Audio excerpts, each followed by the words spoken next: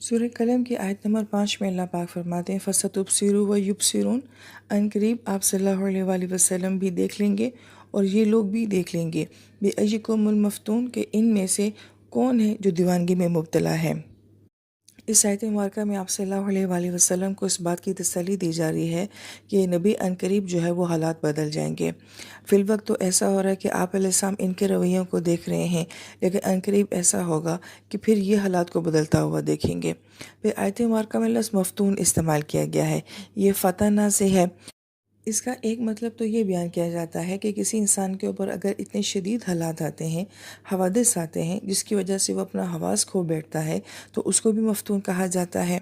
لیکن اس کا جو دوسرا معنی بیان کیا جاتا ہے کہ سونے اور چاندی کو شدید گرمائش پہ گرم کرنا اور اس کے کھوٹ کو نکالنا اور کھرا سونا اور کھری چاندی کو حاصل کرنے کا عمل جو ہے یہ فتن کہلاتا ہے۔ اس آیت مبارکہ کے ضمن میں مفسرین کرام یہ فرماتے ہیں کہ یہ آیت مبارکہ یہ کہہ رہی ہے کہ جب انسان کے اوپر مشکل حالات اور حوادث آتے ہیں تو دراصل میں یہ انسان کو کھڑا کرنے کے لیے آتے ہیں اور اس کی زندگی کے کھوٹ کو نکالنے کے لیے آتے ہیں۔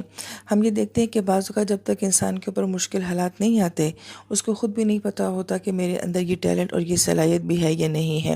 لہٰذا مشکل حالات اس بات کا فیصلہ کرتے ہیں کہ یہ انسان اندر سے کتنا مضبوط ہے اور کتنا کھرا ہے۔ لہٰذا مشکل حالات کا آنا جو ہے بظاہر ہمیں نیگیٹو لگتا ہے، لیکن اس میں اللہ پاک کی طرف سے یہ حکمت ہوتی ہے کہ میرے بندے کی ہر کمی کوتاہی جو ہے وہ دور ہو جائے اور خالص بندہ جو ہے وہ سامنے آ جائے۔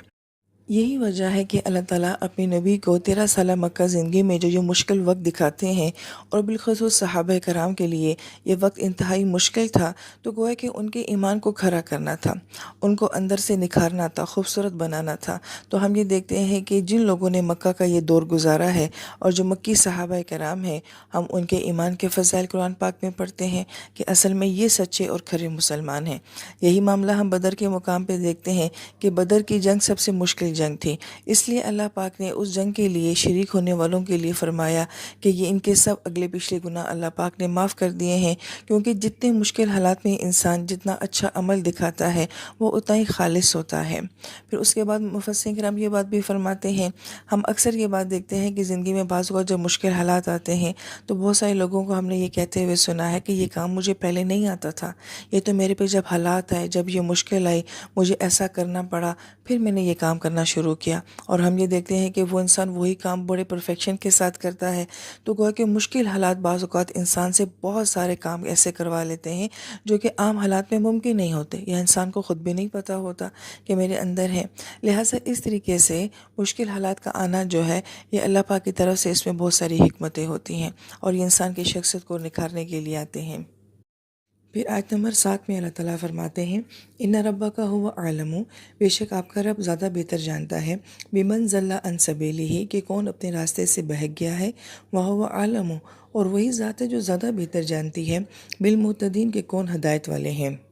پہلی بات جو آیت مبارکہ سے ظاہر ہوتی ہے کہ عالموں کا لفظ آیا ہے، جو کہ اس میں تفضیل کا سیکھا ہے کہ زیادہ بہتر کون جانتا ہے، اللہ تعالیٰ کی ذات جانتی ہے۔ لہٰذا اس آیت مبارکہ سے ہمیں یہ سبق ملتا ہے کہ کسی کے ایمان کے بارے میں ہم کچھ نہیں کہہ سکتے۔ ہو سکتا ہے کہ جو ہمیں ایمان والے نظر آتے ہیں وہ اللہ کے نزدیک نہ ہوں، اور جنہیں ہم یہ سمجھتے ہیں کہ یہ ایمان والے نہیں ہیں، ہو سکتا ہے کہ ان کا اللہ کے ہاں کوئی مقام ہو۔ اس لیے یہ صرف دعویٰ کسی کے ایمان کے بارے میں جاننے کا یہ صرف اللہ تعالیٰ کی ذات ہی کر سکتی ہے۔ اس لیے یہاں پہ اس بات کو اس میں تفضیل کے ساتھ بیان کیا گیا ہے کہ تم دوسروں کے ایمان کو جج مت کرو، تم دوسروں کے ایمان کے بارے میں فتوے نہ دو، یہ اللہ کی ذات ہی بہتر جانتی ہے۔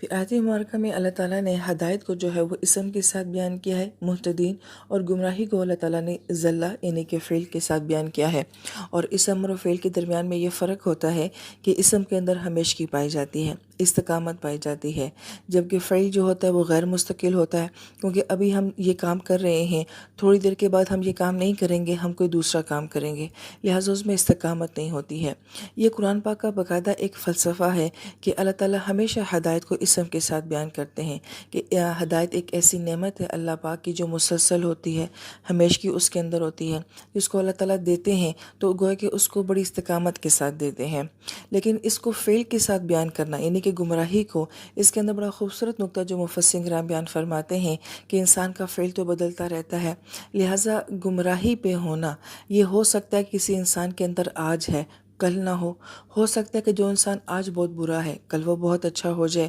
لہٰذا ہدایت کے اندر ایک امید ہے کہ یہ ہمیشہ ساتھ رہتی ہے، اس لیے اس کو اسم کے ساتھ بیان کیا، اور فعل کے اندر تبدیلیاں ہوتی رہتی ہیں، اور گمراہی کو فعل کے ساتھ بیان کیا کہ گمراہ انسان کسی وقت بھی ہدایت کے راستے پہ آ سکتا ہے، انسان کی زندگی کا رخ بدل سکتا ہے۔ یہ ایک بڑا خوبصورت نقطہ ہے جس کو اللہ تعالیٰ بڑے خوبصورت انداز میں جو ہے وہ قرآن میں بیان فرماتے ہیں۔ پھر آیت مبارکہ میں گرامر کے لحاظ سے ایک اور بڑا خوبصورت نقطہ ہے جو ظاہر ہو رہا ہے کہ گمراہی کو اللہ پاک نے ذلہ یعنی کہ فعل کے ساتھ بیان کیا ہے، اور ہدایت کو اللہ پاک نے اسم یعنی کہ مہتدین کے ساتھ بیان کیا ہے، مگر مہتدین جو ہے یہ باب افتعال میں سے ہے، اور اس کی یہ خاصیت ہوتی ہے کہ کسی چیز کا چاہنا، کسی چیز کے لیے کوشش کرنا، کسی چیز کے لیے محبت کا ہونا، تو گویا کہ گمراہی ایک ایسا عمل ہے کہ جو انسان کی نادانی کے اوپر ہوتا ہے، اس کی بیوقوفی ہوتی ہے، اس کو بات سمجھ نہیں آ رہی ہوتی ہے، لہٰذا بہت سارے کام ایسے ہیں جو آپ سے ہو جاتے ہیں، جیسے کہ فعل آپ سے ہو جاتا ہے، لہٰذا اس کے اندر کوئی حقیقت نہیں ہوتی، کوئی استقامت نہیں ہوتی، مگر ہدایت کے عمل کو اللہ پاک باب افتعال سے بیان فرماتے ہیں کہ بہت سارے لوگ ہدایت پر ہوتے ہیں، مگر اکثریت ایسی ہے جو ہدایت کی چاہنے والی ہوتی ہے، مگر ضروری نہیں کہ وہ ہدایت کے اوپر بھی ہوتی ہے۔ تو اللہ تعالیٰ نے یہاں پہ ان لوگوں کا بھی تذکرہ کیا ہے جو اگرچہ ہدایت کے اوپر ہیں تو نہیں، مگر ان کے اندر تمنا ہوتی ہے کہ ہم بھی نیک ہوں، ہم بھی ہدایت والے ہو جائیں، تو گویا کہ اللہ پاک نے ان کے بارے میں بھی کہ جن کے اندر چاہتے ہیں کہ ہم نیک ہو جائیں، اللہ نے فرمایا کہ میں بہتر جانتا ہوں، لہٰذا بہت سارے لوگ ایسے ہوں گے کہ جن کو ہم اپنے تجزیے سے دیکھیں گے کہ جو نماز پڑھتا ہوگا، جو پردہ کرتا ہوگا، جو صدقہ خیرات دیتا ہوگا، بس وہی نیک ہے، لیکن کتنے لوگ ایسے ہیں جو یہ سارے کام نہیں بھی کرتے ہوں گے، مگر ان کے اندر یہ تمنا اور خواہش ضرور ہوگی کہ یہ اعمال ہمارے سے بھی ہو جائیں، تو گویا کہ اللہ پاک ان لوگوں کا تذکرہ جو ہے وہ اس آیت مبارکہ میں فرما رہے ہیں۔ اس لیے کسی کے ایمان کے بارے میں ہم کچھ نہیں کہہ سکتے، اللہ بہتر جانتا ہے کون ظاہر سے کیسا ہے اور کون باطن سے کیسا ہے۔ آیت نمبر 8 میں اللہ پاک فرماتے ہیں فَلَتُطِعِ الْمُكَذِّبِينَ، اے نبی صلی اللہ علیہ وآلہ وسلم جو ماننے والے نہیں ہیں آپ ان کی باتوں میں مت آئیے گا۔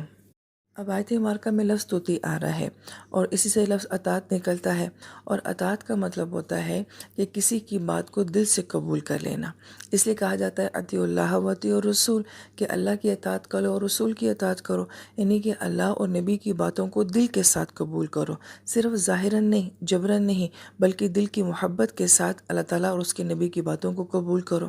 مگر اس آیت مبارکہ میں طوطی کا لفظ جو ہے یہ نبی علیہ السلام کے لیے کہا جا رہا ہے، اور یہ امر کے صیغے میں کہا گیا ہے، اور امر کے اندر حکم پایا جاتا ہے، گویا کہ آپ علیہ السلام کو حکم دیا جا رہا ہے کہ آپ نے ان کی اطاعت نہیں کرنی، تو انسان کے ذہن میں یہ سوال آتا ہے کہ نبی علیہ السلام کیسے ان کی اطاعت کر سکتے ہیں؟ تو مفسرین کرام نے یہ فرمایا ہے کہ یہ لفظ ہمیشہ جو ہے وہ اطاعت کے لیے نہیں آتا، بلکہ یہ کبھی کبھی مشورے کے لیے بھی آتا ہے۔ گویا کہ نبی علیہ السلام کو یہاں پہ یہ حکم دیا جا رہا ہے کہ آپ نے ان کی باتوں کو، ان کے مشوروں کو کسی طور پہ قبول نہیں کرنا، اور ان کے مشورے اور باتیں کیا ہیں، اس کو آیت نمبر 9 میں بیان کیا گیا ہے۔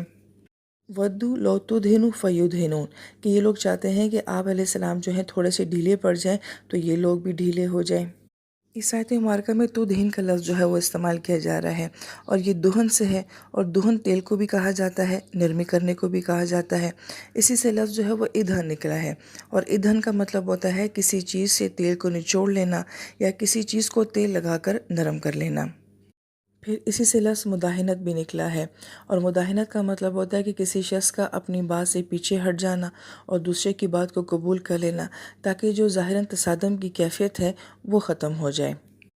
اب اس آیت کا پس منظر اس طرح سے ہے کہ جب نبی علیہ السلام اپنی دعوت کا آغاز کرتے ہیں تو سب سے پہلے آپ کو سامنے سے جو رویہ دیکھنا پڑتا ہے وہ الفاظ کا رویہ دیکھنا پڑتا ہے، کہ وہ آپ کو مجنون کہتے ہیں، ساحر کہتے ہیں، اس طرح کے الفاظ استعمال کرتے ہیں۔ پھر اس کے بعد جب وہ دیکھتے ہیں کہ ان الفاظ کا نبی علیہ السلام کے اوپر اثر نہیں ہو رہا، آپ مینٹلی بہت اسٹرانگ شخصیت ہیں، تو پھر اس کے بعد تشدد کا مرحلہ شروع ہو جاتا ہے۔